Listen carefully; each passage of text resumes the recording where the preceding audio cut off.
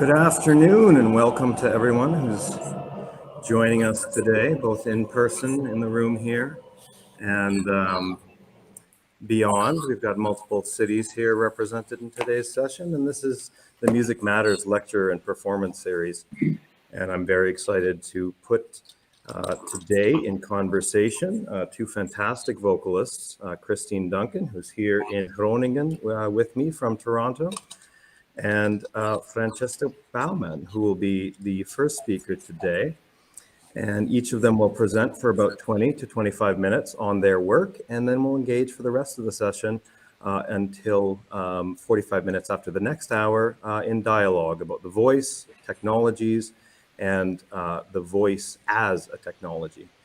So Franziska, welcome, and you have the floor. Thank you. Welcome to everybody, and thank you very much for inviting me for this interesting encounter with everybody and all of you. So I immediately will start with my talk. I will present just some ideas and research I did on my voice and live electronics. So I will just share my screen. I hope I get that quickly. No, this is the wrong one. So, and then I start here.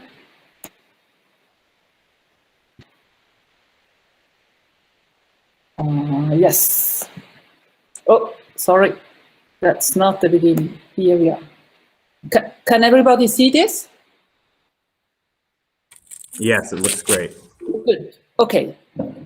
Yeah, so my name is Franziska Baumann. I live in Bern, Switzerland, and I'm a vocal artist, improviser, and composer, and I work with live electronics. I teach also contemporary vocal arts practice, composed theater, voice and live electronics, and composition improvisation at Bern University of the Arts. And there I also mentorate students to the individual master's degree.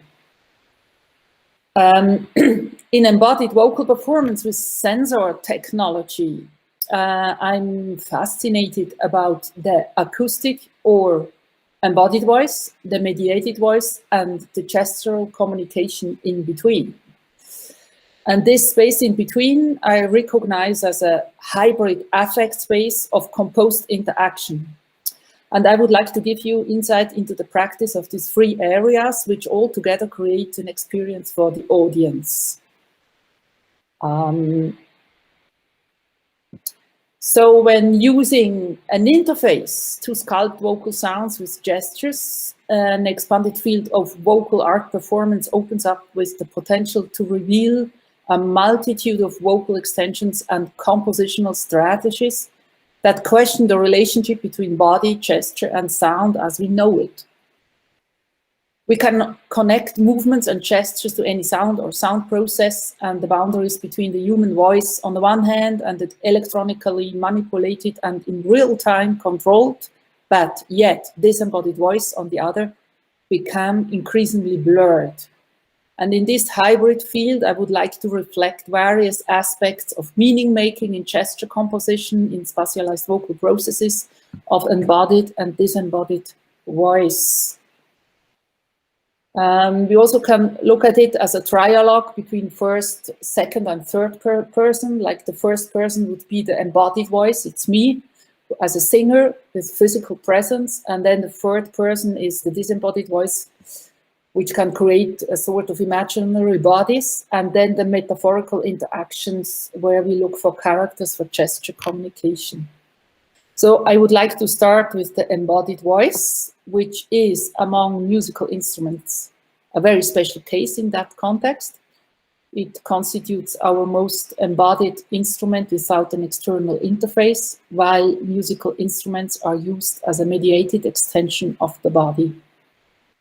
The musical voice is always two things at once. It's a vibration through the body and the effect of that vibration outside the body. The voice references the body through its vibrating presence, both disembodied in space and inside the body. Already on this acoustic level, we can talk about embodied vibration on the one hand and about vibration moving away from the body in a process of disembodiment in space. How do we perceive voice? Vocal sounds such as grunts, creaks, howls, shouts offer endless colors that I perceive and treat as musical moments. People are often not used to listening to vocal utterances as musical components. The listener cannot merely brush aside what I call psychological listening, which is linked to a culturally conditioned, unconscious process. Psychological listening refers to human expression, to emotionality and images associated with the vocal sound. It's difficult to listen to human expressions as pure sonic qualities themselves.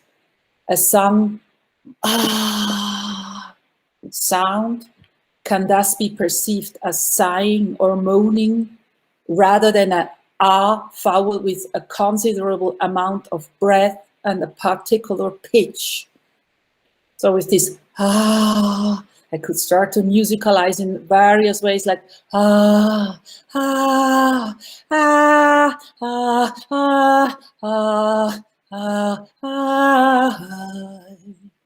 So thereby, psychological listening can at times even obscure the musical meaning. So I would like to propose a model from Dennis Smolle's model of spectral morphology. And as a composer, because as a composer, I'm interested in wider dimensions of listening to vocal human expressions. Giovanni Piano reminds us in his philosophy of music that singing is nothing but the echo of a cry. To this effect, I would like to look at the voice as an instrument that requires a distance to enable a desubjectivation and to free its sound from the human in the voice, to allow wider dimensions of listening. The listener's experience of listening to voices is a psychological process, as I said, based on unconscious vocal communication. For example, when someone is crying out loudly, we may think of danger and not of a specific spectromorphological vocal sound. So I've really adapted Dennis Smolle's model of spectromorphology. This is quite a difference between the following three statements. Someone cries out. A second which says, it sounds like someone crying out. And a third which says, it sounds as if someone is performing like crying out. In example 2 and 3, we moved from the purely extrinsic to more intrinsic qualities of specific musical listening. Here, the focus is on specific sounding aspects. Instead of referring to the sound, to the source of the sound, we begin to listen to its sonic spectre, and as a composer, performers, we may sculpt the cry like a vocal phenomenon independent from any source.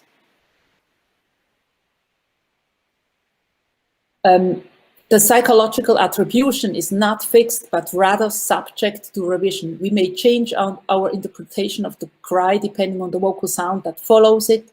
Equally, the psychological association might fade away if the cry is being repeated in a specific rhythmical grid or pulsation. For example, ah, ah, ah, ah, ah, eh, ah, ah, or if a singer in an act of musical transition changes the color and dynamics from crying into a bel canto singing as a result of a morphological process, like ah, ah, oh, oh, ah. Suppose I, as a vocalist, reshape the cry into a cry aria by concentrating on motivic developments of the produced cry. In that case, I'm moving further and further away from the originally connotated expression. Or if I was to stretch the cry into a long, drawn-out, high-pitched drone and to exclusively listen to timbres and fluctuations, that is to the materiality of the sound.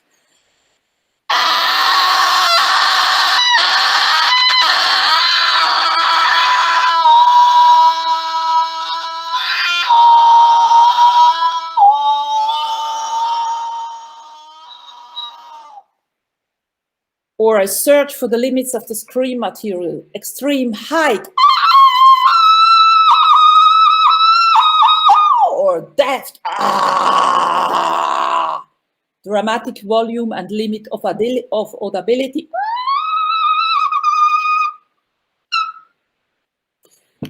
So I'm interested in the meaning shift of physically produced vocal intensities and the particular aesthetics arising from this translation work.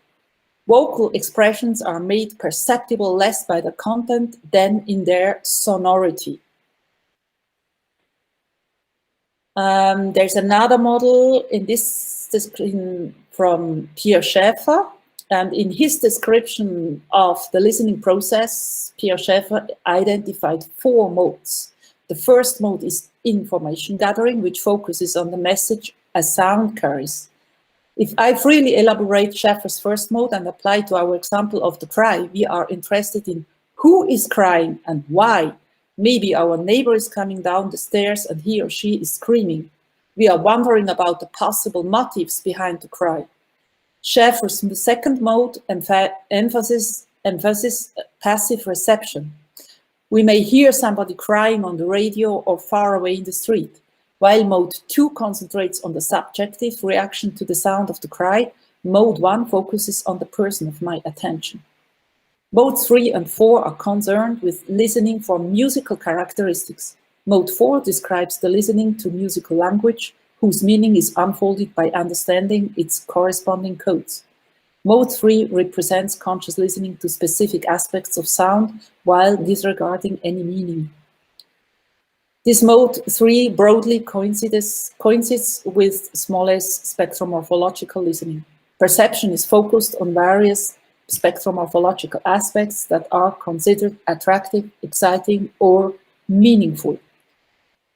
Usually none of the 4 modes is exclusive. The cry remains ambivalent, and most of the time we interweave the different listening modes in a multidimensional network.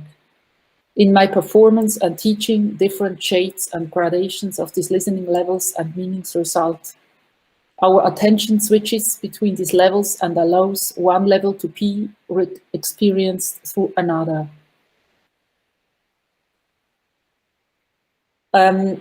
What is also very interesting, or what I'm considered a lot with, is of course the multivocal approach, because in recent decades the interest in extended vocal practices has significantly increased.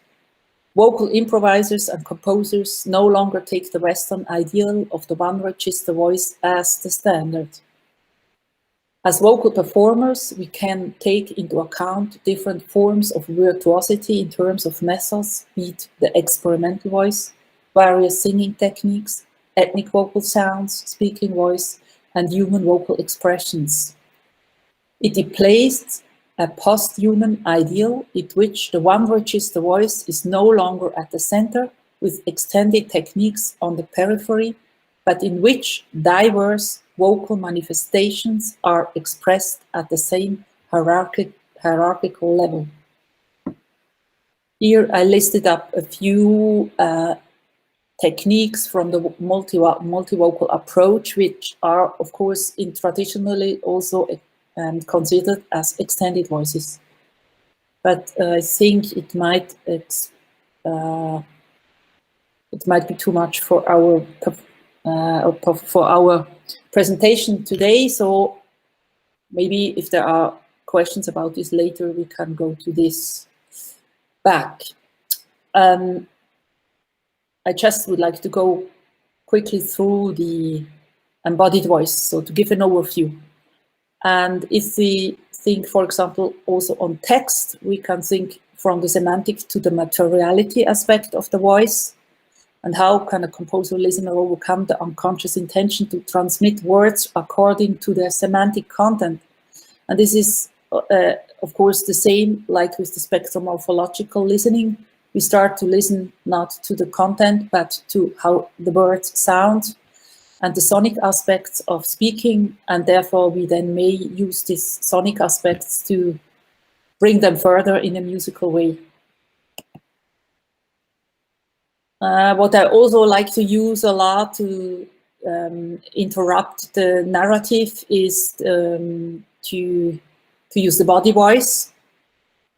to explore vocal and gestural possibilities of the material disposition of speech fragments, statements, and voice modules in collaboration with the other singers and other vocalists. So here's an example from one piece I did at Donaueschingen, and there none of the singers had any speech training, and I instead worked with an emphasis on the individual character of their voices. And I looked for the immediacy of expression in order to bypass the effort of correct pronunciation. I had them run on stage, shouting phrases simultaneously or reciting consonants, syllables, text fragments, and vowels, and precisely defined sequences of lying, sitting, standing. I set microphones too high or too low so that I had to stretch and to bend and to produce linguistic vocal phenomena. As a result, shifts in the meaning of physically produced vocal intensities occurred, and a unique aesthetic emerged from this translation work.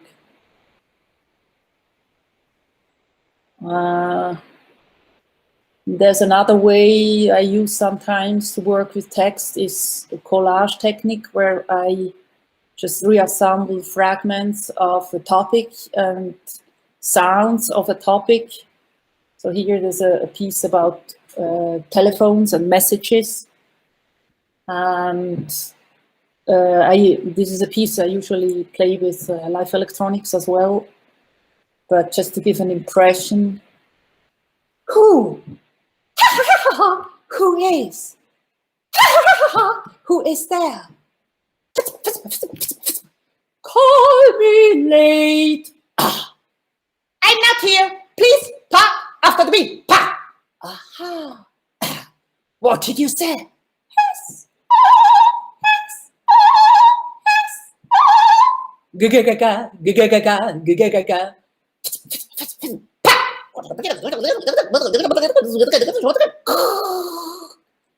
I'm waiting for your call. Please hold on, etc. So,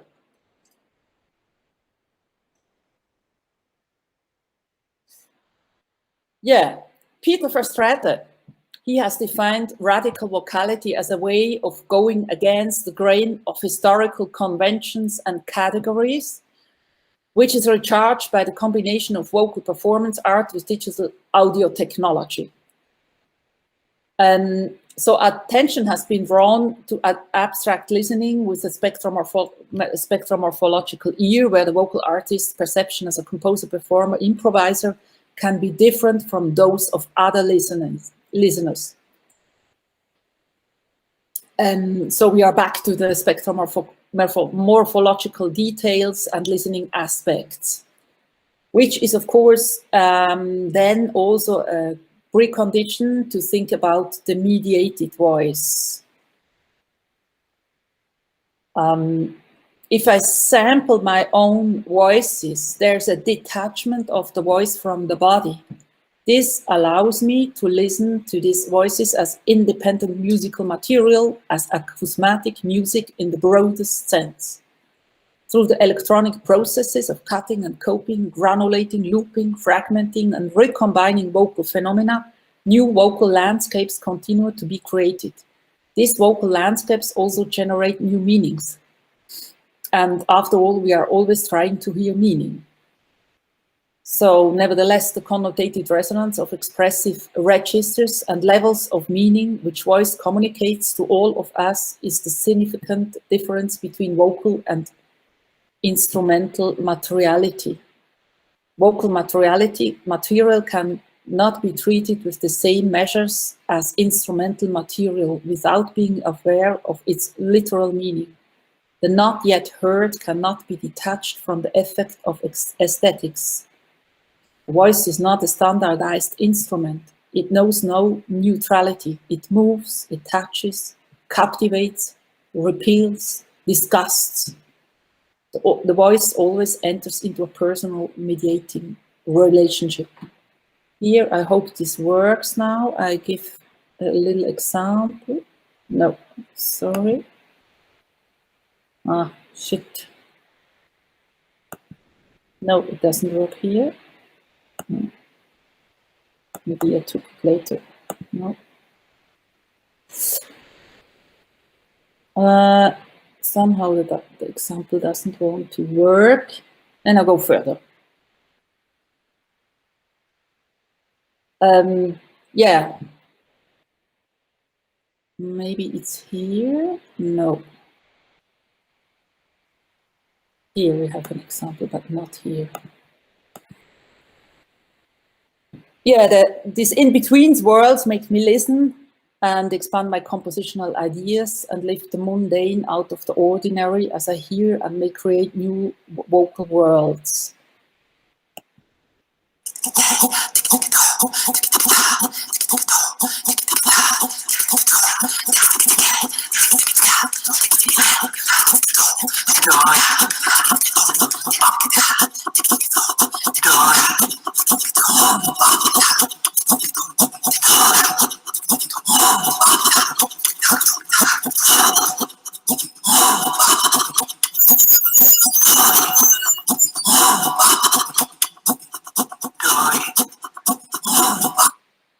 Yeah, I like to do musical graphics, which enhance my feeling for sonic vocal fields, and it focuses for me a little bit on inner listening. So what is the mediated voice? Is it a from me but not me? Are there clones of myself or myths of bodiless voices? There are various ways of looking at this. So that's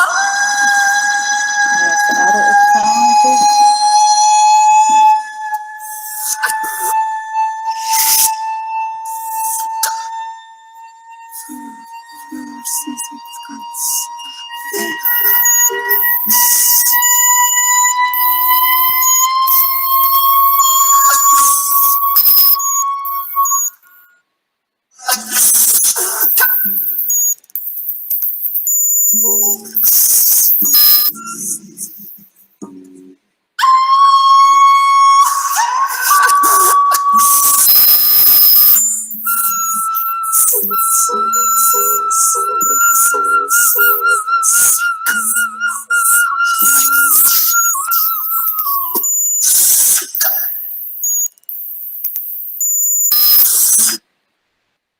Yeah.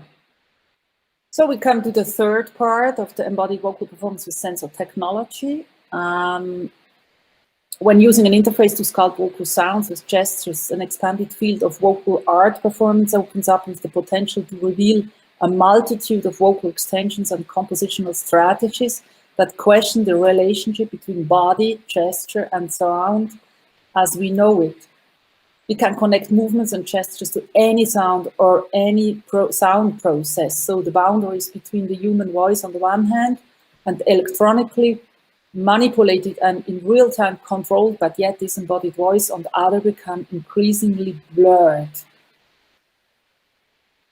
In concerts, I realized that the audience perceived my interacting as a singer with a sensor interface differently in terms of meaning. The interface itself assumed an expressive character with the cables running from the arm to the fingers.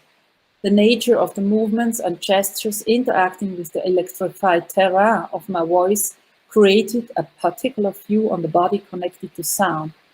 In short, multi-layered fields of perception emerges, which invite many interpretations. So how can we figure out meaning-making aspects in this hybrid field? There are a few I would like to present in short. Depending on the characters of gestures and related sound processes during a performance, the sensor glove itself oscillates between instrument and a body extension. As an object with its visual appearance, it may refer instrumental character or a medial extension of the body. When I use instrumental gestures such as stroking, plucking, beating, the instrumental character comes to the fore. When the imaginary of voices in space and my physicality meet in gestural communication, the sensor glove is rather an extension of the body. So here we have also a little old, I think, no, it's not working. Here.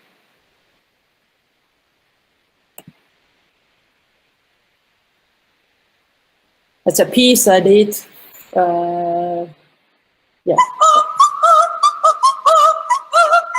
based on an opera from Handel, which is called Delirio Amoroso.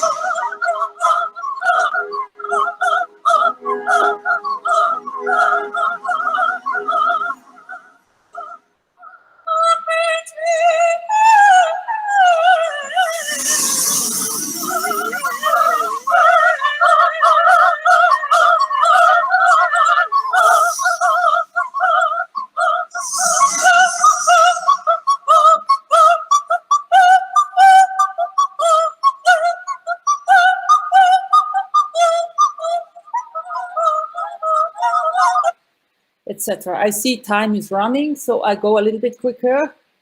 Here is another example where the glove nearly disappears because I was wearing white stuff and was playing in the snow on a tower.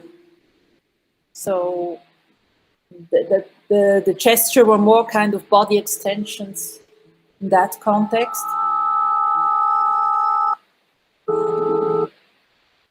And I'm now happy that I can work or elaborate the sensor glove in Bern, and I have a new instrument which is very easy to take on and off, so I can switch between being an acoustic singer and a singer with live electronics.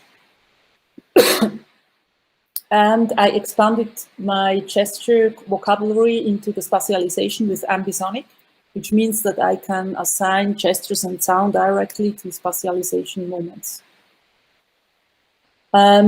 This other aspect is the interface as an object or with prop characteristics, of course, also have a lot of communicative potential.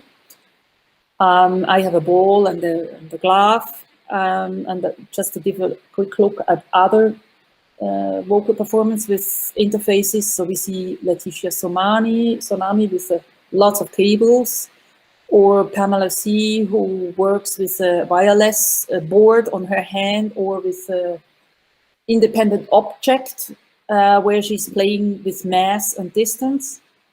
Or there are the Genki wave rings. Here we see Kristin Nordervall and Tune Ose from Norway.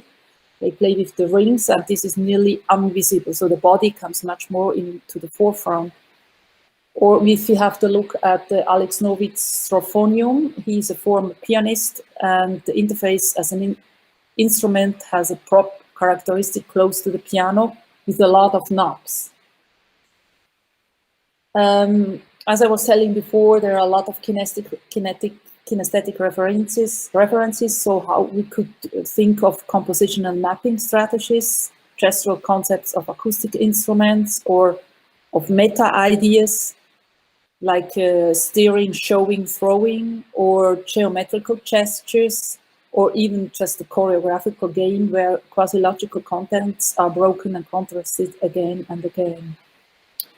We can assign one-to-one mapping, like here, or diverging, meaning one sensor is mapped to several aspects of parameters, or converging, where several sensors are mapping the same parameter.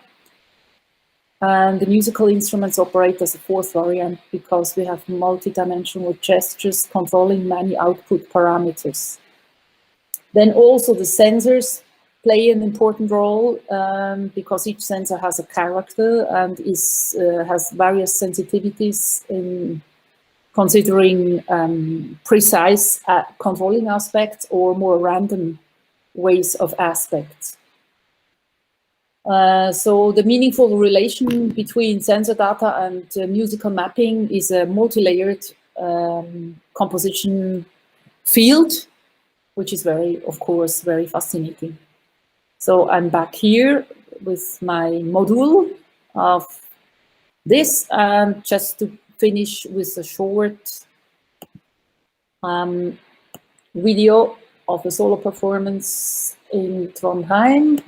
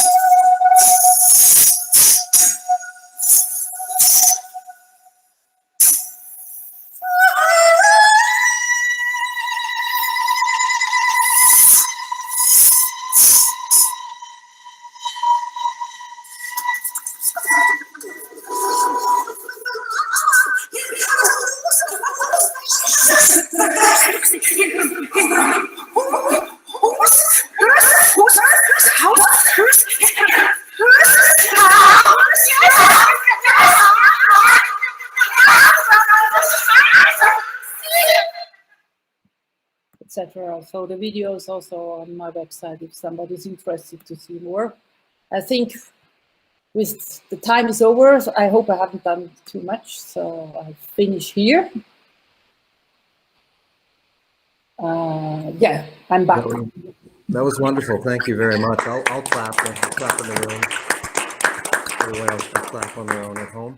And so we're going to move in a completely different direction now into Christine Duncan's work. And so I'd ask the students in the room to, I'm sure that inspired a lot of questions for you, especially after the discussion we had this morning. So I'd ask you to write down your questions you have for Franziska now, and we'll address them after Christine Duncan presents. So Christine, you have the floor now.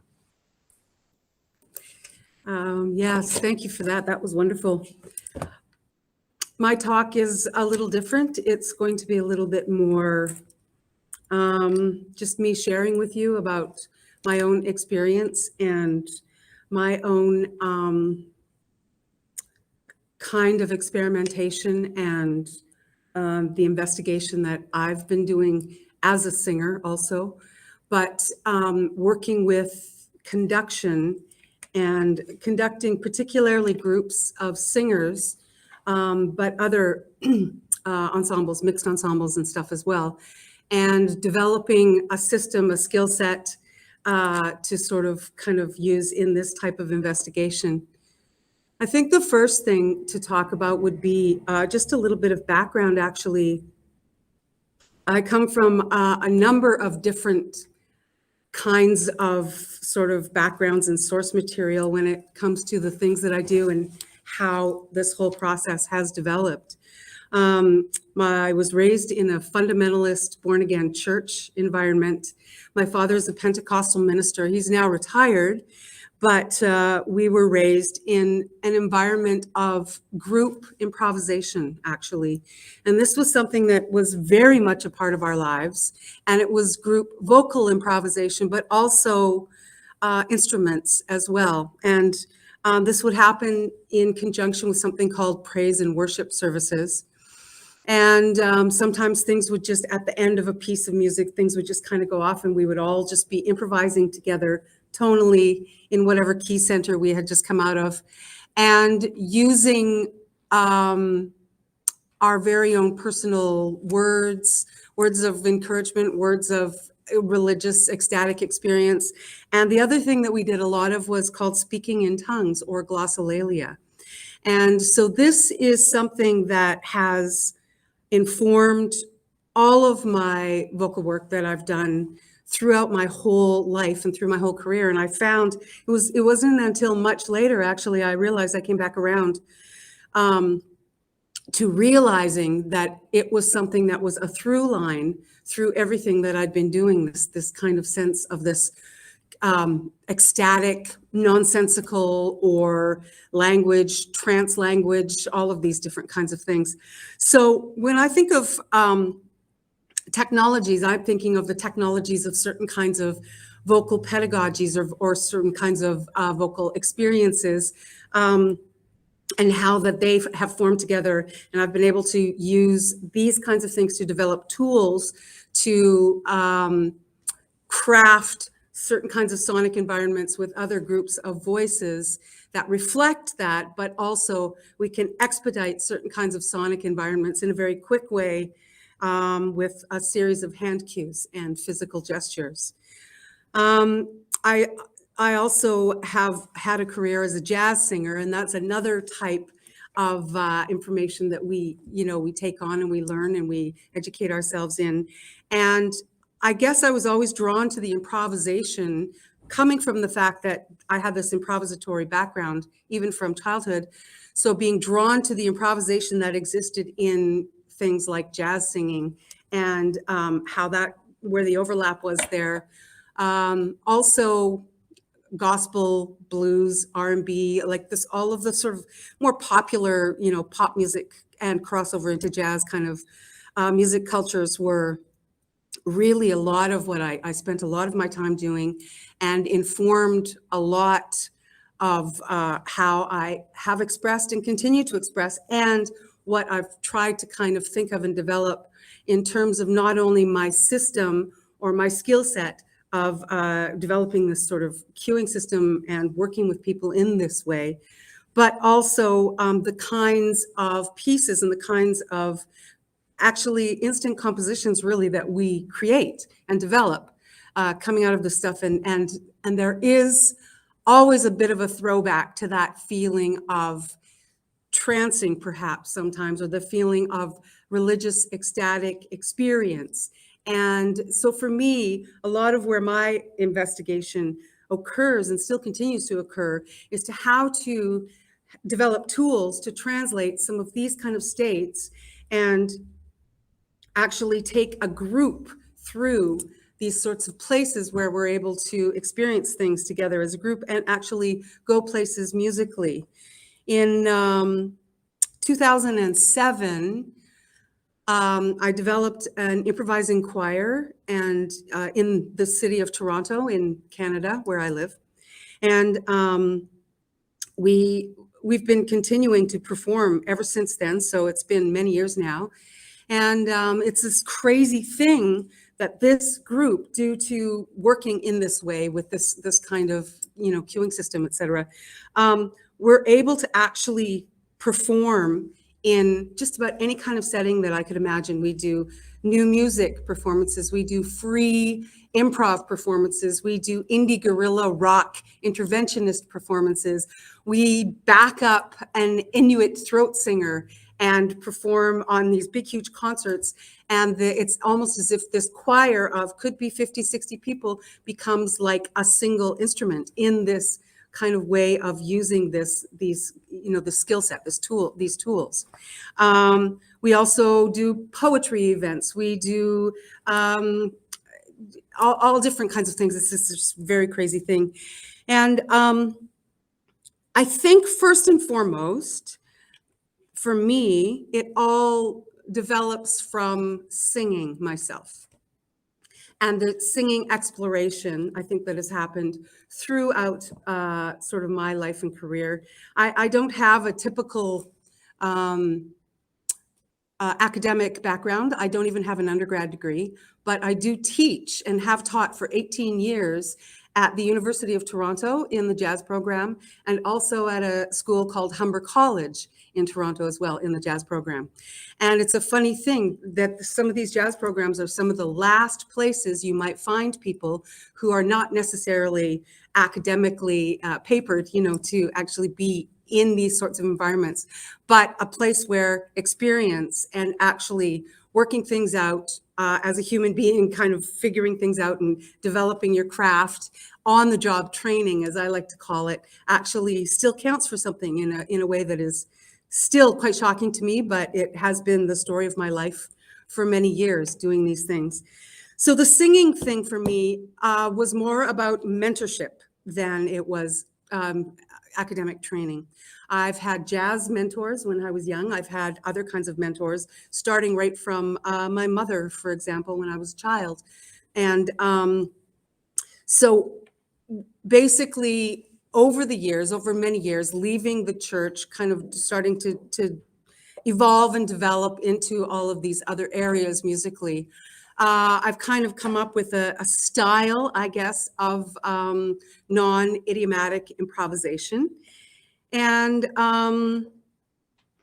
and have been doing this for many years. And it's from that basis that I decided I needed to develop some tools and interface in this way to create a vocabulary to take this and actually have groups do the same kind of thing. And so I think it might be fun to actually play a track, maybe the YouTube track, the latest one that I sent you, the Christine Duncan, just from the recent festival, perhaps.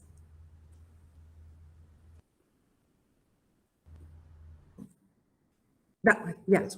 We'll play a bit of this, but just before we do, I'd just like to explain this in terms of technology.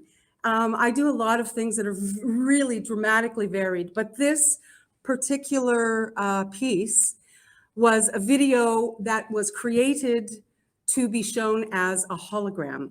And I just recently performed in a festival where the entire festival, because of the pandemic, it's amazing what people are starting to do and the way that we're able to kind of create solutions for immediate and overwhelming problem situations.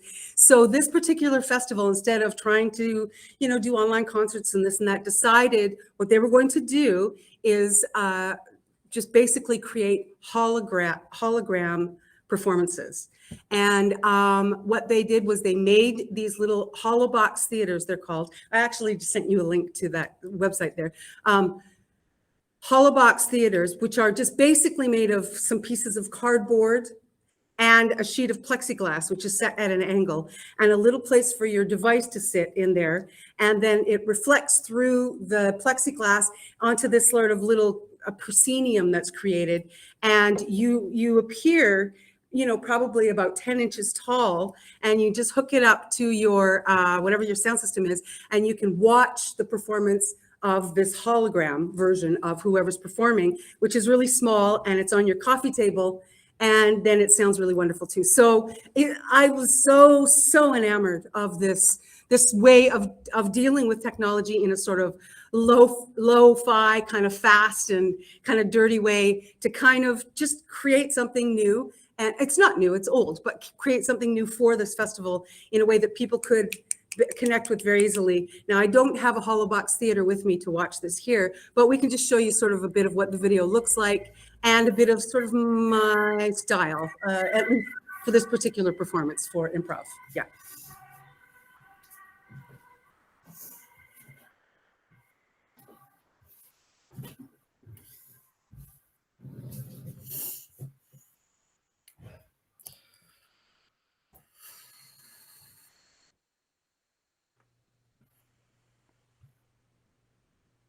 Kafalelo. Kafalelo malo. Teloa seloda. Pada shulika salato wedolala. Urotala sataleto chocolata toala italo dolosi. Niala luli correte spalle muote ciuffindi muote palataka. Muoredi uravala larawati kasha la wuke picture rogi kilim the pets a couple al tibalawala. Ura hala haso.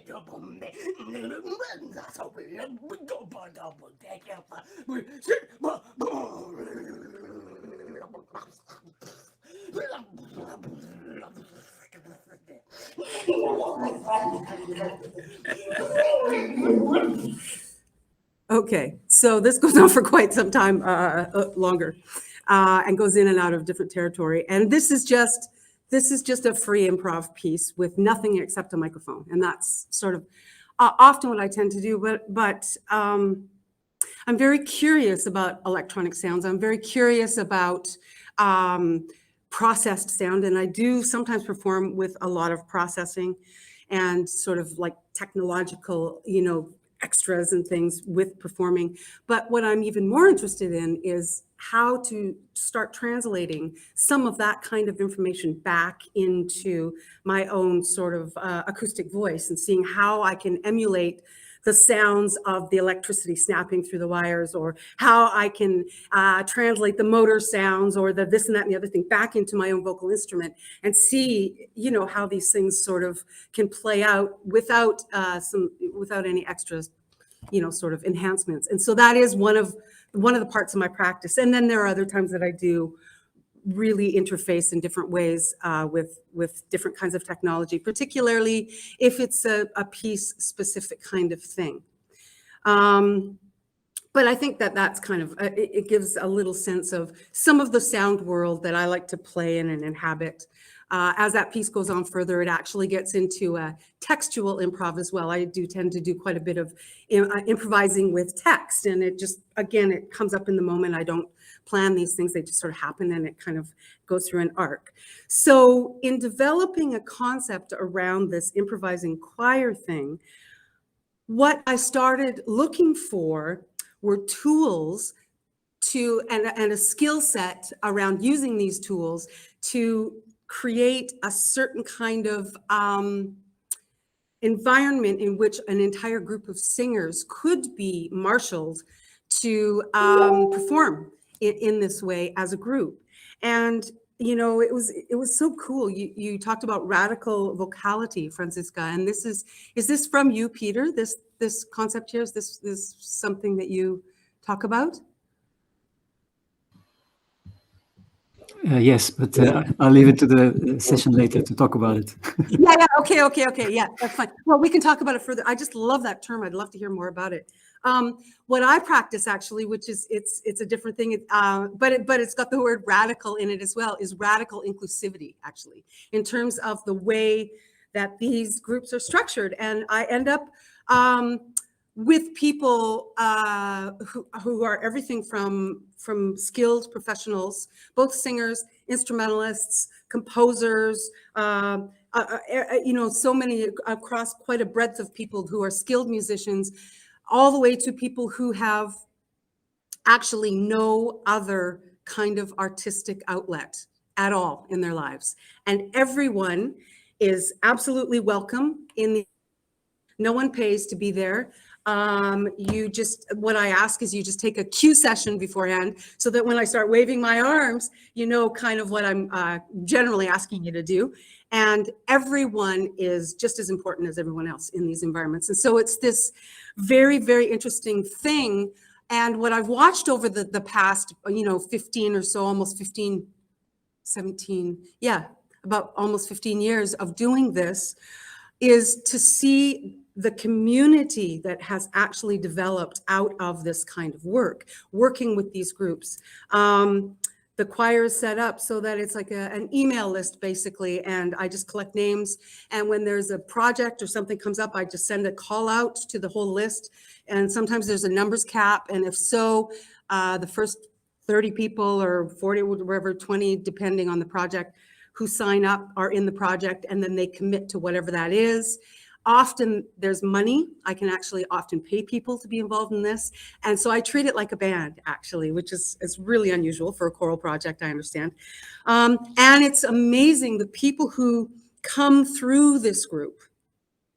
And because of the way it's set up, each person is going to have their own individual resource material that they bring into the melting pot of the whole sound world. And there are always ways to highlight and to actually feature different people with their different skills. I did a vocal workshop yesterday at the conservatory here for a bunch of jazz vocalists, and found out that there was one singer who does bird calls. And these beautiful, beautiful bird calls. And so it became a place that, you know, it comes up somehow in some of these improvs that happen. And then suddenly we create a space for those bird calls to be a really featured part of what's going on. Or someone else, you know, sang a Chinese folk melody in the middle of a piece and things like this. And so it becomes this place that so many things can emerge. And so many things can be facilitated due to, I think, the approach, but also the set of tools. Now, the set of tools are kind of cobbled together, to be honest. There are systems of conduction out there. I was not trying to reinvent the wheel. I did a bunch of studying. I studied Butch Morris. That's also, his conduction cues are also used with the London Improvisers Orchestra and a number of other things. I studied John Zorn, his card game Cobra. I studied sound painting. I studied Phil Minton and his feral choirs. And then there's some other people from Canada who I worked with and studied with, and actually, again, mentorship. Mentorship has been large in my life. Some composers who have been mentors, and one composer, in fact, who is one of my mentors for this project, actually sings in my choir as well. So she not only has been one of the people to help me develop the concept, but she's actually in the group itself and will sometimes give me advice from within the group, which is fantastic to set yourself up so that you actually have checks and balances in place.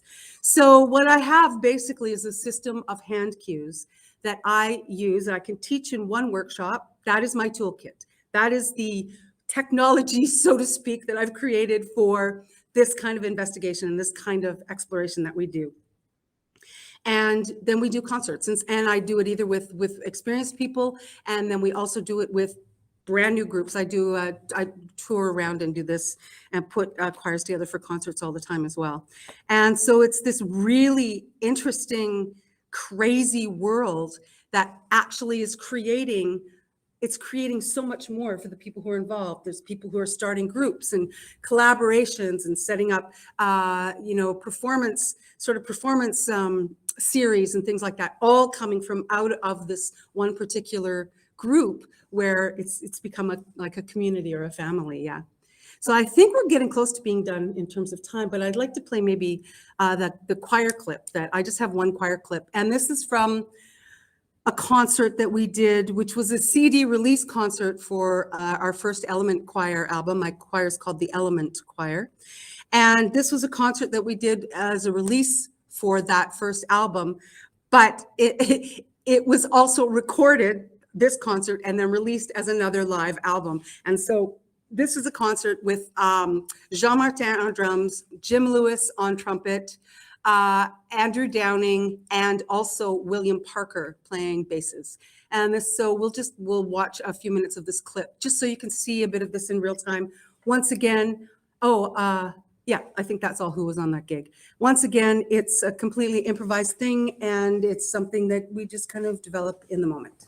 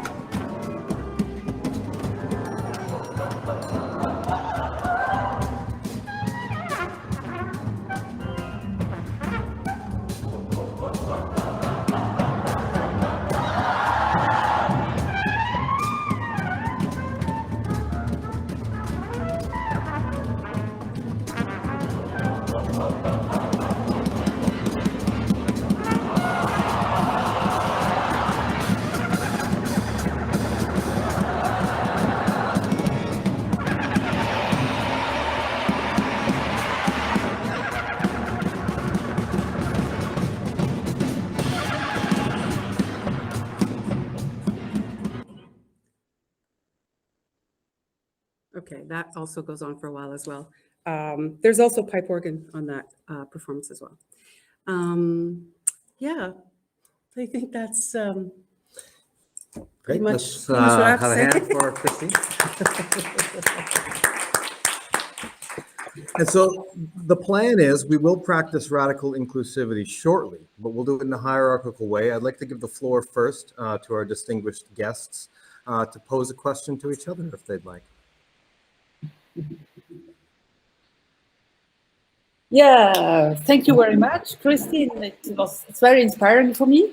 And it inspires me also to work more again with sound painting and a lot of singers, because my actual work with vocalists and non-vocalists, just artists, musicians, is coming much more from an inside interactive way of playing together, doing vocal performances and staging the voices, etc. But actually, it's very nice to have a bunch of really a lot of singers and a full choir to conduct, and because you get these random voices also, and this kind of, as you said, this community aspect, and this also this what was it, this trance thing, or this this feeling of this.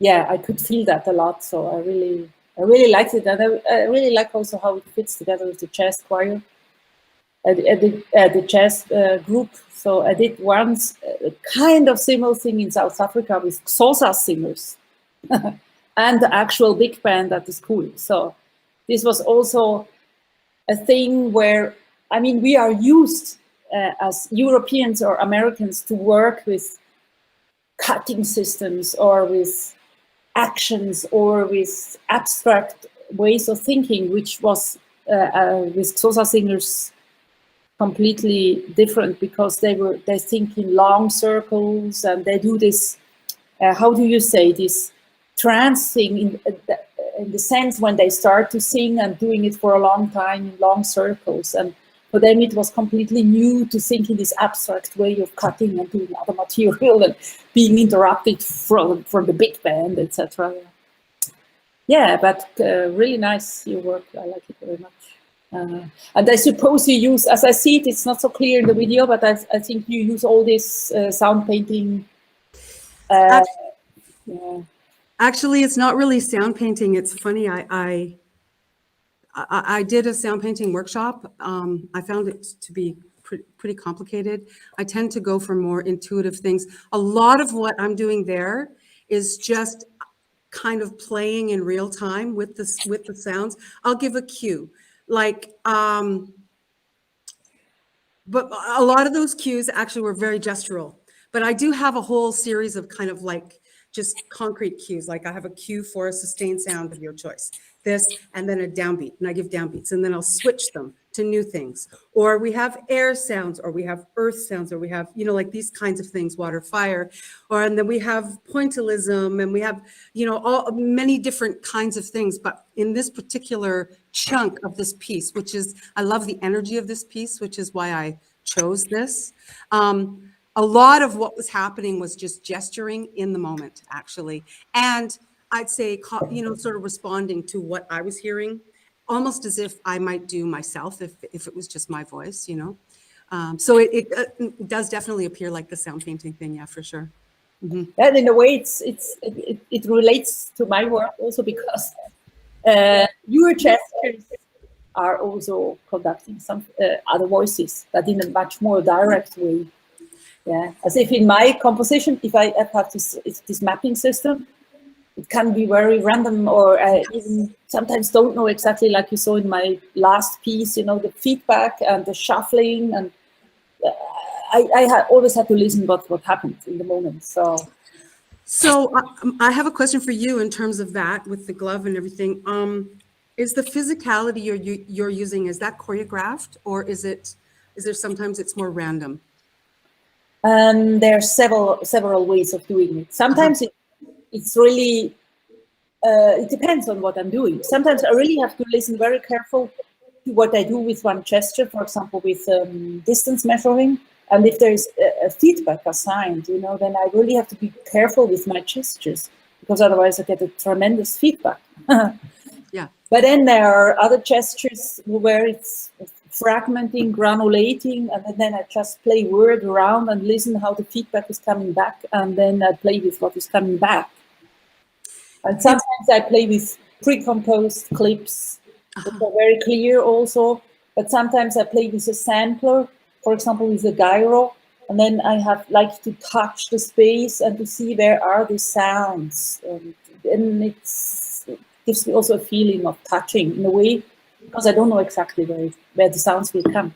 It's very beautiful, and the physicality of it looks to me like my physicality when I'm conducting and even improvising somewhat to a degree. It just feels like there's certain overlap there, you know?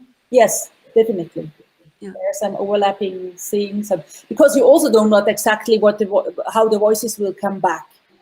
I mean, you give them signs, etc., but maybe it doesn't sound exactly like you. You also have to deal with what's coming back. Yeah? Yeah. So all this in between communication aspects, and also your mimic and your presence and the whole being, how you are there, has an effect on how the choir will react. Yeah. Signs. Yeah. Mm-hmm. Cool. Really cool work. Beautiful. Yeah. You So we'll move on through the hierarchy here, and I will now open the floor for the two organizers, myself and Dr. Verstrata, to pose questions. I've got a million of them here. I'll restrict myself to one before opening it to the rest of our audience. But Dr. Verstrata, you have the floor. Oh, that's very kind. Can you hear me? Great. Actually, I also have a dozen, not really a million, but a dozen of questions here. But let me maybe just try two.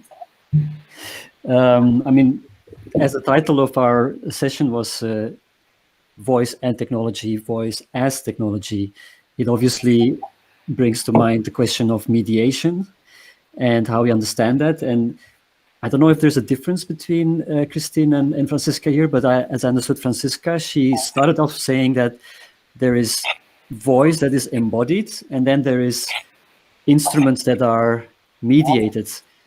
And with that kind of distinction, I understood, maybe I'm wrong, Franziska, but that you kind of see the voice as not as something mediated, but something unmediated, because it is part of your body. And thereby, it has a closer relation to you as an instrument. So I'm not sure if that is true, because you're dealing with many levels of mediation, I would say, including the voice as a medium. But that's something that I want to ask both of you. And the second question was related to the model that Franziska showed of this first, second, and third person. I asked myself the question, if voice is a medium, it's a technology, but the outcome of it, especially in musical listening, is very let's say unpredictable, because you try to kind of detach the voice from all these cultural significations. Where's the author?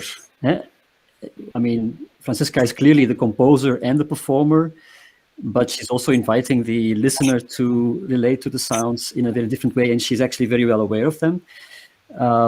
So where is exactly the role between the first person and the second person? The first person being, I think, the author, and the second person, the you that is addressed. Very interesting questions. I have to come back to the second question because I didn't understand it properly, maybe, but I will answer first the first question about the mediating the voice.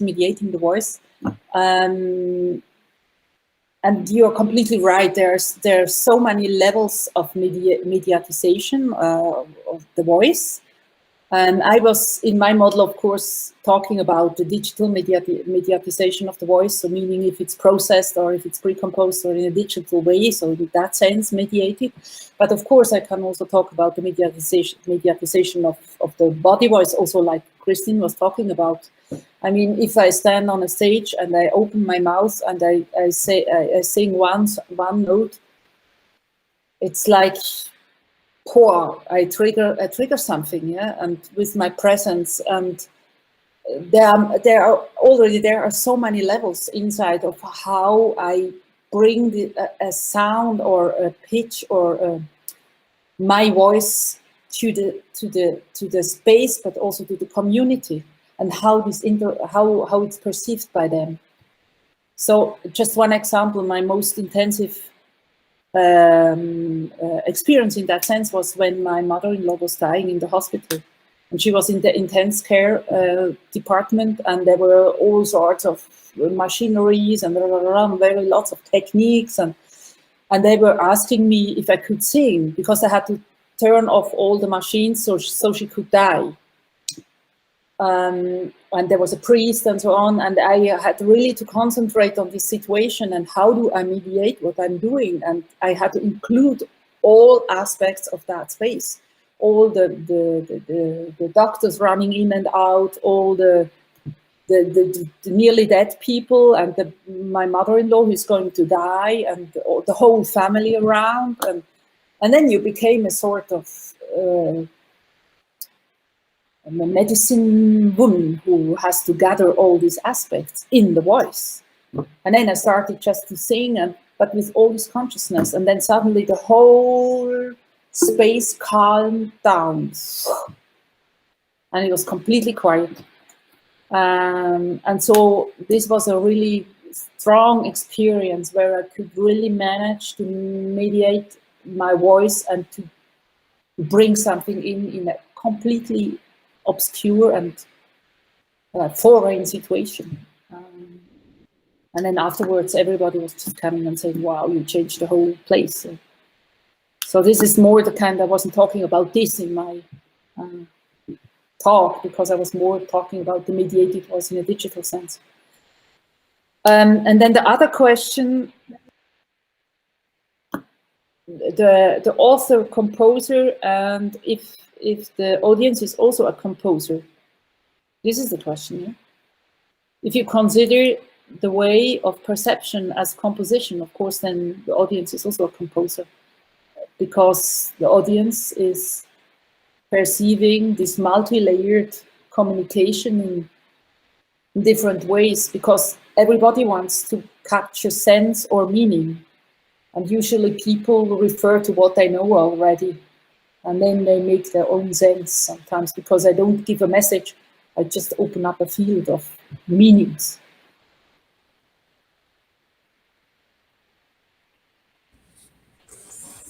Yes, I actually relate quite a bit to what you were saying in regards to both of these questions. I mean, recording something, of course, recording the voice is, you know, an obvious way of mediating it. But there, I don't know, maybe I don't understand the concept quite well enough. But if we manipulate, even is physical manipulation, would that be considered mediation? Would this be considered mediation also? You know, these kinds of things, and how do we do things, and how do we specifically set things up? We can specifically set things up to shift and change the impact and the effects of things, even the way that a microphone is used. Really. Yeah, Go ahead. It Yeah. starts with the microphone, because then it's already, I mean, my concept is with the mediated, disembodied voice. Okay. And of course, if there is a microphone and a loudspeaker, it's already disembodied. Yeah. But Okay. it's already, as I was talking at the beginning, of course, in an acoustic sense, you know, the voice goes out of the body. Yeah. But I mean, yeah, I think the effect can also be there in a very reverberant room when you've got a spatialized performance, say, for example, you know, and this kind of thing happens. I do this kind of thing a lot where there's people in different areas and it's impossible to tell where the voice is coming from. It's just kind of impossible to tell. And sometimes it's completely unamplified in that sense too. It's just like, this is the embodied voice, but it's just the acoustics of a space that perhaps mediate the sound in that sense. And so, yeah. For example, if you have 17 seconds of reverberation, you also get disembodied voices. Yes, exactly. All of these things. Yeah. So, I mean, I don't think too much about, I love the way you broke it down. I loved the way that you laid it all out. I don't worry too much about the difference between the embodied voice and the mediated voice. There are, you know, political ramifications here and there that do need to be considered, I think. But you know, when I think about like the second question, who is the author, who is the composer? I mean, to me, all of this kind of, it starts to get all mixed up together as well. The ideas, you know, what somebody perceives a sound to be like, you know, because they hear an amplified sound, like I can, and I do this quite a bit, where if I'm using just a dynamic microphone and I want to do some subtone singing with throat singing stuff, I'll actually sing right on the bell of the microphone and cup my hand over it to amplify and distort the lower frequencies in the microphone, yeah, and kind of create this big kind of crazy sound, and that impacts people in a different way. And I do truly, utterly believe that we are all the author, and everyone is the author of their own experience in any of these kinds of settings and environments. And what I may do as a performer is only one part of the story ever. And whether it's a set composition or whether it's a completely improvised piece, I've had people come up to me after the end of performances, because I do so much just complete improvisatory pieces. People come up to me at the end of performances and explain to me what my piece meant, and explain to me the story of it, or and I'm kind of going, great. But they have no idea. I mean, I'm just doing something, but they are making the story themselves. So in that sense, they absolutely are the author of their own experience, as far as I'm concerned. And the way that the sound is mediated, if I can put it that way, hope I'm not missing the point, but the way that is mediated absolutely plays into this effect and this, the results of this, as far as I can tell. I hope that's okay. We have someone joining us here. I'll let them in, then I'll ask my two questions. If Peter takes two, so do I. But I'll build off where we just were in that discussion. And this morning in my sound technologies and ideologies class, my students read Catherine Meisel's chapter on deaf singers who also sign from her book, Multivocality. And in that essay, she's talking a lot about notions of what voice is in deaf culture and signing as a voice, which of course overlaps with the gestural discussion that Franziska, you brought up earlier. I guess my question is for both of you, what is voice in a sense? And Franziska, you're working with disembodied voice, processed voice. Are all of those sounds, those mediated sounds, still voice for you? Christine, you're working with the choir, right? Other people's human voices, yet do you still feel like, in a sense, those human voices are part of what you consider your voice? Okay, I'll start this time. What is voice? I mean, that is a huge question as far as I'm concerned. Literal, of course, is the sound that you make when you open your mouth and your vocal folds come together and you create sound, and whatever happens as a result of that. But again, I think voice can be many different kinds of expression that are non-vocal. Also, a person can have a voice, you know, as a painter. A person can have a voice as a writer, as a poet, you know, like a written kind of thing. A person, yeah, people. There's just so many voices that I don't know if I specify really particularly myself what the term means, other than I know what the literal voice is, and then there's just this whole kind of world of expression that I consider to be voice as well. And so basically, as that follows, if I'm dealing with my expression, that is part of my voice. So my expression, working with a group of singers or a group of instrumentalists, because I do this kind of work with different ensembles, that what would come out of that, if it is part of my expression, it does to some degree fall into the category of my voice, and equally the voice of everyone else involved, really. And so, yeah, I don't know if that I'll answers your clarify, question. and this doesn't count as my second question.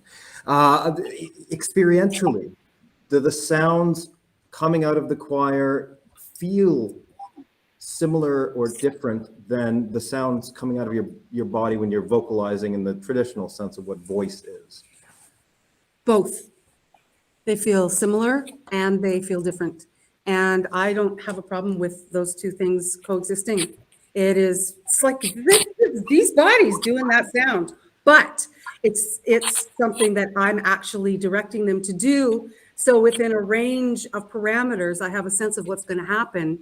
And it would be coming from my sensibilities, and it would be coming from my experience and my form of expressing. So again, I say it feels like both. Yeah. Francesca? Yeah, maybe I can refer to the deaf singers or the deaf people who have the gestures,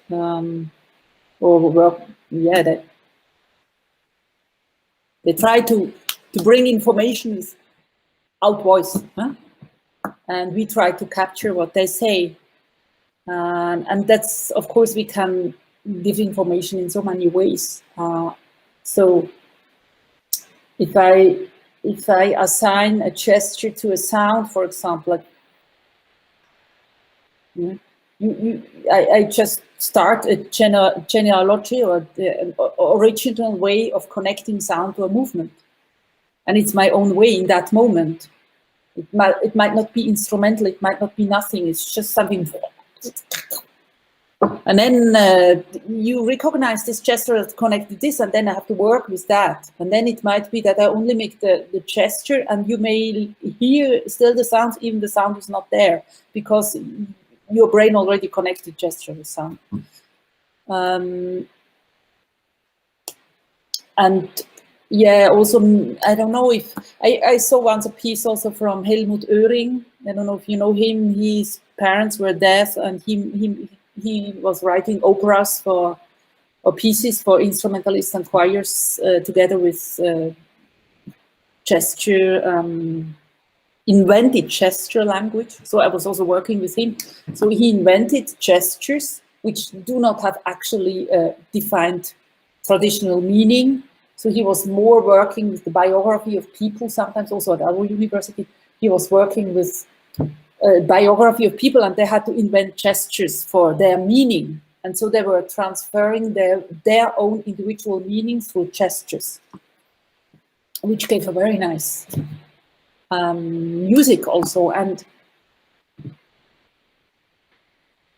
yeah, I mean, gesture just also transfers meaning, and how we assign meaning together with our embodied voice and with the disembodied voice, with this gestural aspect.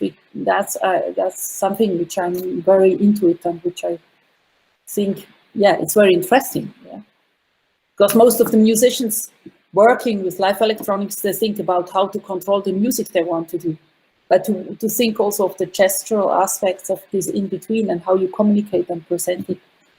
Yeah, it's about what I'm interested in. Thank you. I think it's a really interesting issue that I'd like to think about more. I mean, one thing I think about is one of my mentors, Paul Dutton, and his desire when he's improvising to really surprise himself. And I wonder, in that moment where you do produce a sound that you can be surprised by, if it feels kind of alienated, if it's extracted from that notion of voice. I think as well, when I'm using different electronic technologies, I often think of the sounds that come out, even though they're variations of the sound I made, they're sort of sampled and processed variations of the sound. I often experience them as external to myself, as a kind of partner rather than my voice. But here's my second question. I love, Franziska, the framework that you provide. I think this is very productive. Psychological listening versus spectromorphological listening. I think this is very fun to play with. I have two sub-questions here related to this framework for both of you. And the first is, Franziska, I think you were talking about spectromorphological listening in relationship to technology. The technology can give us this kind of voice that's detached from the psychological elements. But, you know, does acoustic extended technique provide the same effect? You know, was what Christine was doing also spectromorphological? Yes, I mean, we as I was telling, these different stages of awarenesses in between the psychological listening and spectromorphological listening, between extrinsic threats and intrinsic threats of sonic areas. It's always an in between. But if I improvise, I'm also an improviser who improvises just without technology. Then of course I also play a lot with this psychological listening. You know, I give a sort of expression, but then I start to musicalize it, and I continue with musical thinking. And musical thinking means I treat the material in a musical sense, or I start to think in musical sense about what I have found from an impulse, from a surprise. It could also be that I make a gesture and any sounds come out of my body, and it may have an expression together with a sort of sonority. And then I start to, just in the moment, to deal with that, like if I would have a sculpture, and start to musicalize this sonic sculpture in a way. This is, of course, the most easiest way to do it, because I have so much control over my own voice. If I play with live electronics, I always have to compose a little bit the interaction, because it's not direct. I have to know, okay, here I am with the granulation, here I am with the reverberation, here I am with this and this and this parameters, and I don't know exactly what is coming back. Okay. Is this answering the question? Yeah, that clarifies your concept of spectromorphological. And I guess the second part to my question then would be, I think we're entering an era with a lot of expansion in terms of the kinds of vocalities that are emerging. I'm thinking of things like Holly Herndon's Spawn project, where you can take two people's physical voices and then through an artificial intelligence fuse them into one voice. I think, a lot of post-internet cultures are embracing notions of distended temporality, distended subjectivity, and representing it in interesting ways in terms of vocal sounds. And I guess my question for you is, are some of the sounds that exist as spectromorphological experiences now going to evolve into sounds with psychological aspects, but right now they're just not coded as such, right? I was thinking a lot about coding and uncoded sounds in our discussion, whether some of the sounds that Franziska's employing exist as sounds that just haven't acquired articulations yet as to what they mean in terms of psychology or other aspects. When you were talking about the mobility of the choir, the ability of an improvising choir to move into a lot of genre spaces, I was thinking, well, perhaps that's because that as a practice is sort of uncoded as belonging to particular genre worlds. But again, the question I'm really interested in is, do you think these things transform? Will what is spectromorphological now become kind of articulated with psychological meanings in the future? Yes, definitely, because what happens is if we play with the spectromorphological aspects of this of originally psychological expression, and we bring it further aesthetically in something different or in something new, then of course we also create a new aesthetic and we create a new meaning. And I think in humans we always try to capture somehow meaning or to anthropomorphologize what we hear, to make it somehow human in our perception, because it's a voice, because we also have a voice and everybody has a voice. And also what you were saying about artificial intelligence and merging two voices into one. So what is the artificial intelligence looking at and what is it doing with this? And then it may merge into something like a new vocal persona, which we then may even have an imaginary body about it, so that we hear a new voice and we imagine a body. That's also what happens to me sometimes if I work with my voices and I start to compose with those voices and these disembodied voices for me, it's like there would appear new bodies, imaginary bodies, and there we are in this post-human thing of non-hierarchical coexistence of created vocal avatars and our physical presence. Yeah. Very rich. Christine, anything to add to that? Fred? Not really. Okay. No, that's wonderful. Well, let's open the floor up now. We have, I see there's some of my artistic colleagues in the room, some of my academic colleagues, some very, very bright students. We'll use the raise hand function. So if there's a question you want to pose, I'm going to open the chat here. You'll see it in the background.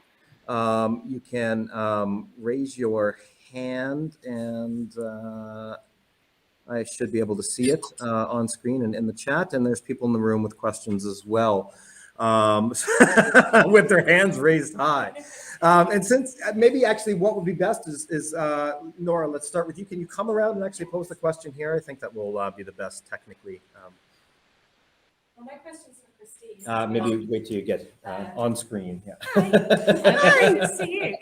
Because I just find it very hard to imagine how to perform solo without any choreography or something like that in mind. That seems terrifying to me. So how do you prepare? And is there really not like even a little bit of a script that you're trying to follow when you especially do solo performances where you can't bounce off other people? Yes, that is a great question. I was nervous to try doing that for a long time, actually. I primarily do perform with groups of people, but it's something I'm really starting to enjoy now.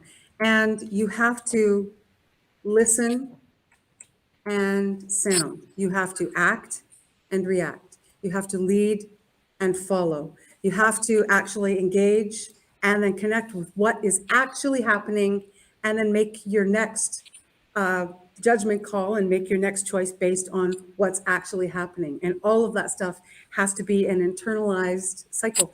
And yeah, it's also giving yourself permission to just be that in the space and just listen to the sound. Listen to the sound that's actually happening, and then make choices based on that. I don't know how else to put it. Yeah.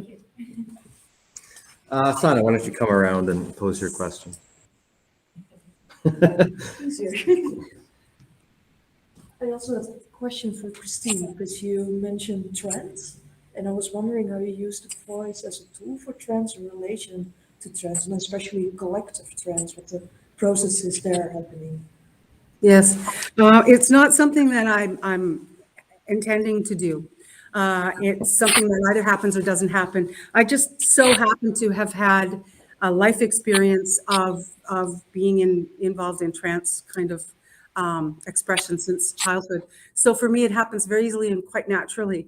And it can be a physical movement. It can be just a repetitive sound. Again, it's the exact same thing as I just said in response to Nora's question. You listen, you act, you react, you lead, you follow, and you get down and down and down. You start to go down, descend into this rabbit hole of wherever the sound journey adventure is taking you, and you are altered, you're somewhere else. And now I don't try to do that with a group of people I'm working with, but somehow, and this happens primarily with my own personal choir that I work with all the time, pre-COVID, of course, or Corona, as you say here.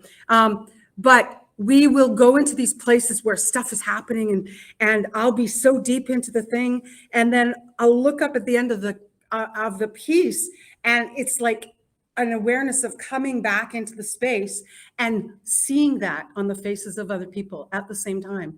And it's not something that you can try to generate or try to make happen, but it does happen. And it's about this, again, that listening, that interacting, that leading, that following, that completely connected relational way of being in the space.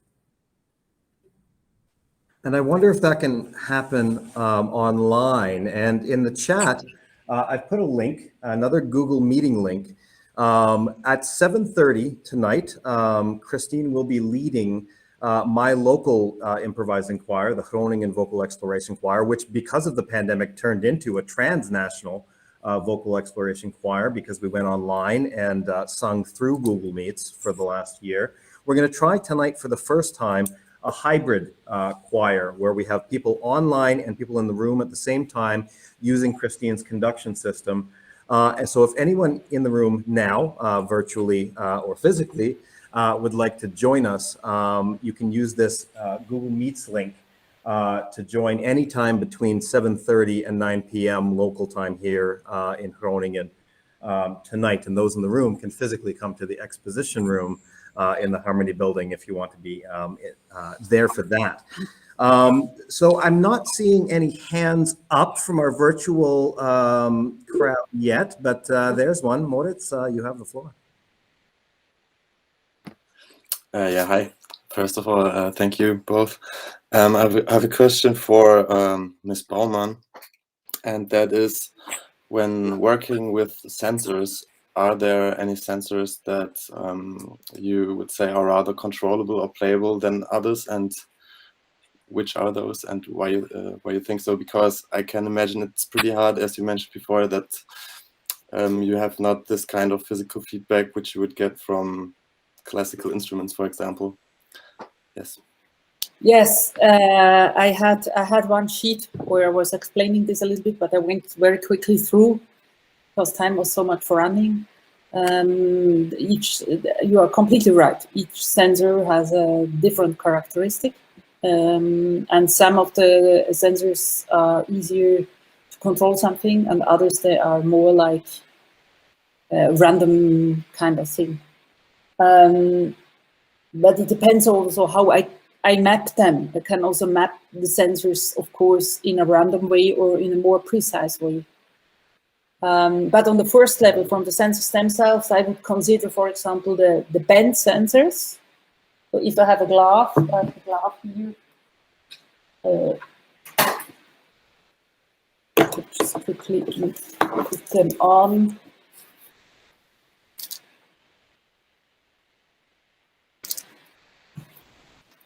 So there are inbuilt bend sensors for each finger, and they are quite precise. Also, the ultrasonic distance measuring, which is a sender and a receiver, they are also quite precise. So I can really precise adjust distance to something. There's an accelerator. So this is more random stuff. Either I use the accelerator for really word alive, it's really a word alive sensor, if I just use it like that, or then I put in a gate and then I can just use acceleration to turn on and off something. And the gyroscope you also have in your mobile phones, you know, it just measures either the horizontal axis or the vertical axis or the jaw, like the turning. And this is a very precise sensor as well, if I want. But sometimes I also like to just implement some randomness. And in the future, I'm also thinking about using some artificial intelligence.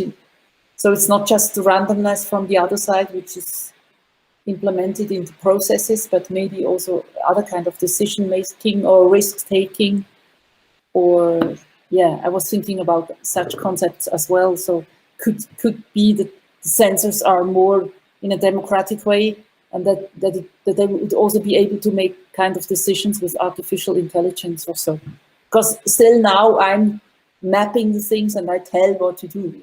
And the only unpredictable is a kind of randomness, but not really decision making from the other side. Just philosophically, maybe this could be an interesting further question, further approach. Thank you. Any follow-up question, Moritz? You can follow up if you have another. I need to try. I need a little bit of time to process all this. So that's good for now. We're entering the wind down period. We will definitely end in 15 minutes from now, but we might end sooner. Any other questions from anyone else in the room? Dr. Verstrada? Okay. I mean, if nobody else has a question, of course, I don't want to waste the time. But one of my hobby horses is the question of how to deal with technologized and mediated voice and still create a sense of collectivity or sociality. So what I tried to do with the term radical vocality was exactly try to overcome that and say that these more intensified, radicalized experiences because of the technology can actually lead to new socialities, new senses of being together in the space with the sound. So how do you deal with that? Because it seems sometimes when I see performers play with the technology that it becomes a very individual thing. A very distant thing also, you know, and especially also when the voices become very disembodied, there's nothing I can immediately relate to with regard to my voice, what I understand as a human voice. So, so how do you break this paradox? And maybe it is not really a paradox. What do you think? Yes, I can say also what the audience is saying when they are in my concerts. So as I'm playing often with several speakers around the audience, they experience sometimes as if my body would expand and include everybody into this big body and being part of the community. And then at the end, it goes back to my physical body. And then some of them told me that it was strange to them to see me after the concert like a normal person, because they experienced me as like with a big body, and including everybody in this vocal body. And for me, the space and audience is very important. It's not just that I play something individually, but I like this feeling of having a community, sharing this space for that moment. And it influences also the way I play. I can still feel the audience when I play with on stage, or in a room. Sometimes it's also in a room, I'm in the middle and the audience is around me. It can be an immersive situation or a frontal situation. But as I say, the audience, I got often feedback that I felt like that there's a big vocal body. Yeah.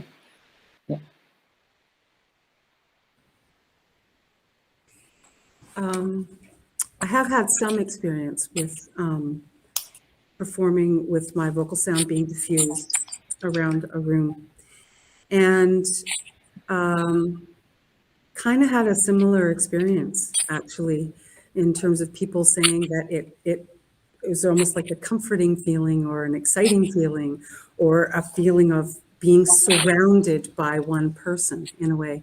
And I think that could be, you know, upsetting for people depending on what vocal performance is like.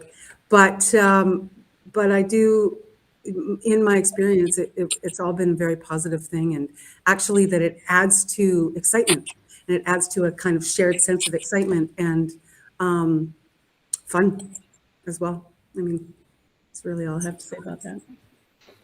I'll answer the question too.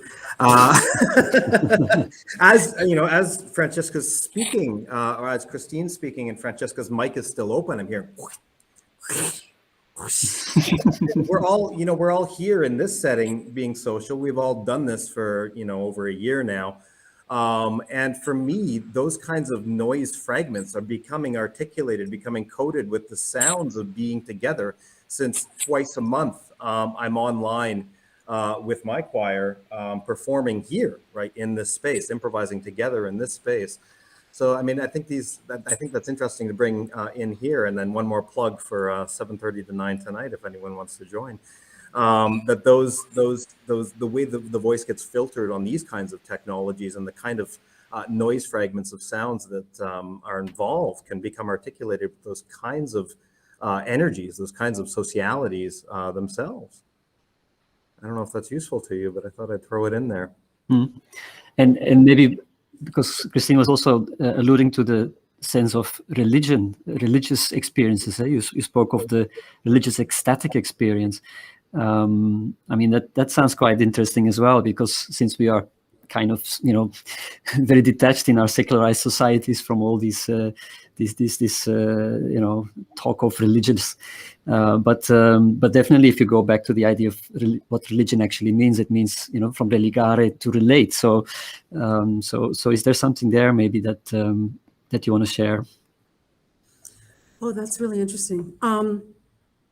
It is a felt sense, and there's something about particularly singing in groups of voices, or even perhaps the effect of a group of voices singing, that is unlike anything else that I've ever experienced. And I hear, other people say the same thing, that does lend itself to a certain kind of collective experience, a shared feeling, heightened emotions, a sense of connection, a sense of a sort of passionate response. And I do think this whole, combination of voices thing, or like you were saying, Franziska, it's like the sound of you embracing the room with your many voices, it actually, there is a kind of,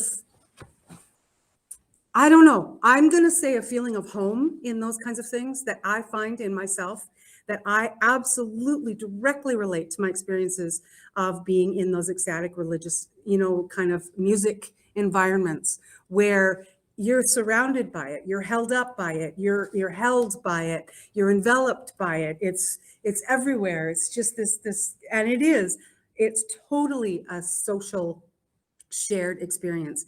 And I find for me, when I'm in these situations working with groups of voices and all of this stuff is happening, it triggers the exact same responses in me. And I think it's probably not dissimilar to the feelings people have when they're surrounded by the sounds of many voices, even if it's being generated from one person. I do think that we're hardwired to actually respond to that kind of stuff. I mean, I am. And, you know, from what I understand, a lot of other people are as well. Franziska, would you like to add anything?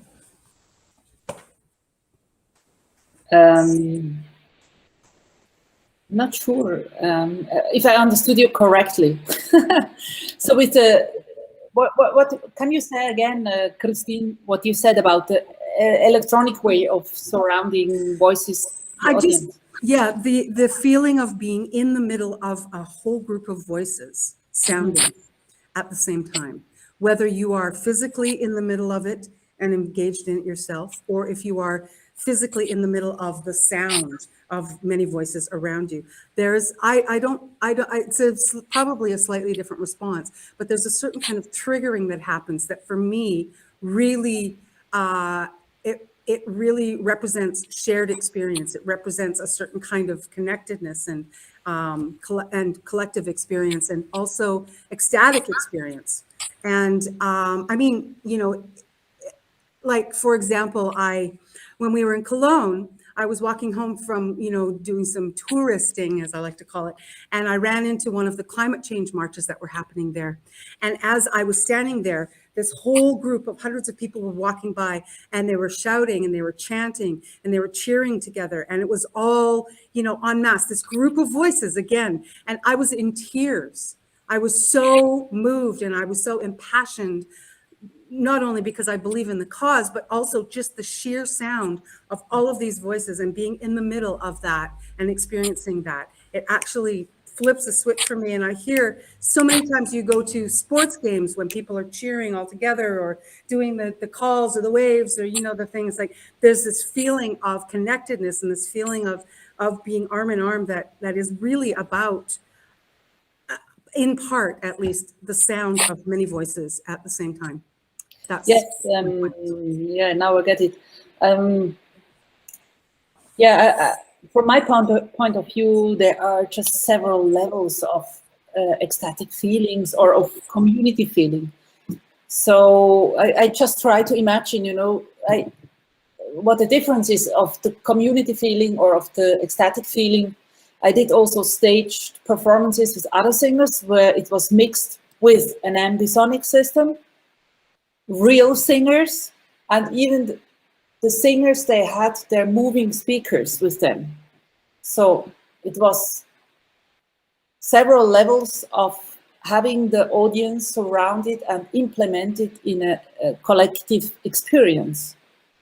And what you say, for example, from demonstrations or from activations outside, so this collective going into one direction and meaning the same and have this clear meaning of something is of course different as if I offer on stage or in an immersive space a multi-layered experience.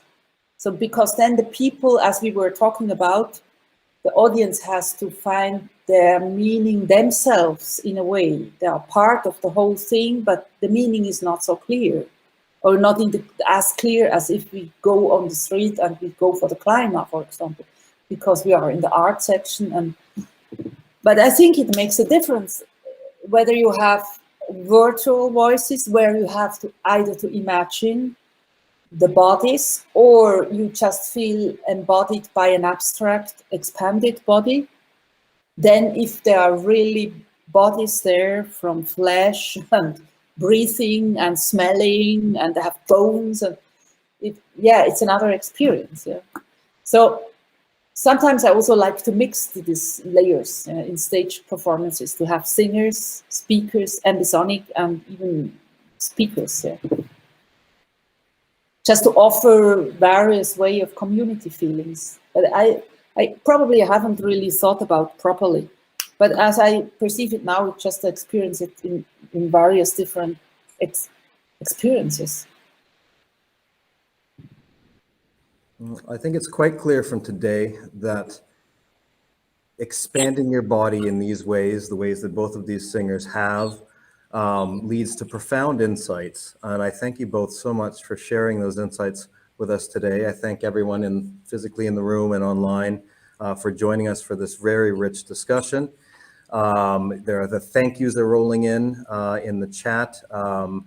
The desire to take on these challenging and terrifying but appealing practices are being expressed there as well.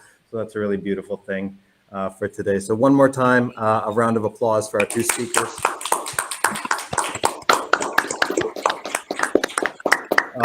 It looks like, oh, no, and then a round of applause for me and for Dr. Verstrata for organizing.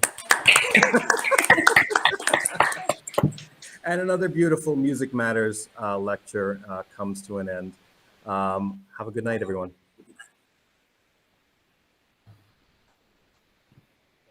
Still. All right. So, just the last